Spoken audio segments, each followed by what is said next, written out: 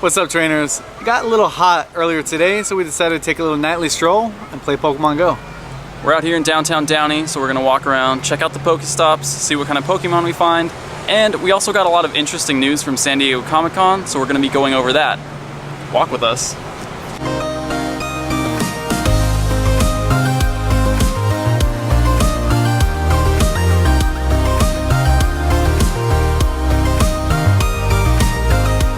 Nick, one of the most exciting things that we learned from the panel was that we've actually only seen a small percentage of what this game's about to become.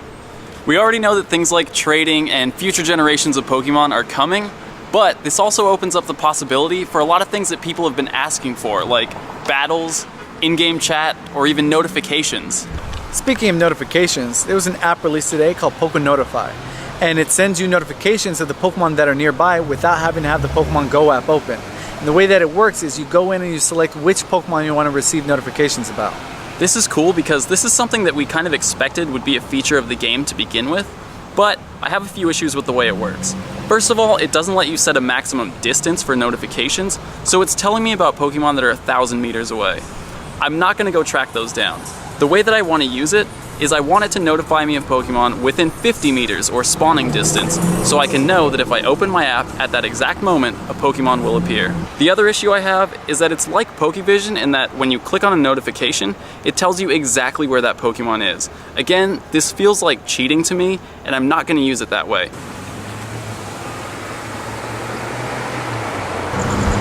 John Hanke mentioned that Niantic is aware of server issues, and they honestly just weren't prepared for the amount of people that were going to play this game.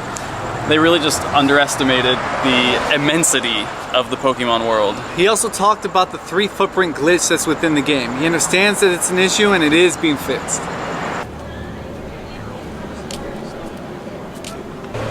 Okay, pause. A Pinsir and a Marowak just appeared. Oh, the Pinsir disappeared for me. And it didn't for me.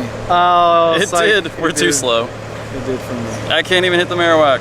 Marowak. I got the Marowak. I got it. Okay. And it's a red circle. Look like I threw that ball super quick. 682. What was yours? I didn't even see. We're about to find out.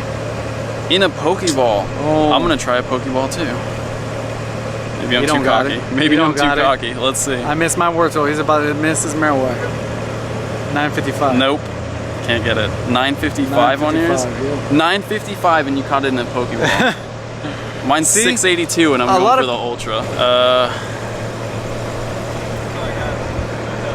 It's all good. That's all good. I just want to know, as far as like your opening theme, who made that? Is that like Cubby? It's a guy named Cubby. Cubby? Yeah, there's a link in the description. We both just caught that Marowak, but you'll see that they have different CP values. One thing we know is that both of these Pokemon will have the exact same IVs. When two people catch a Pokemon that spawns in the same place, it has the same set values for IVs, height and weight, the moves are the same. The CP is different because the Pokemon's level is different, and that's randomly generated based on your trainer level. Each team is associated with the legendary bird. If you guys don't remember, Nick is Team Instinct, I'm Team Mystic, and what we found out is that each team might only be able to capture its own legendary bird.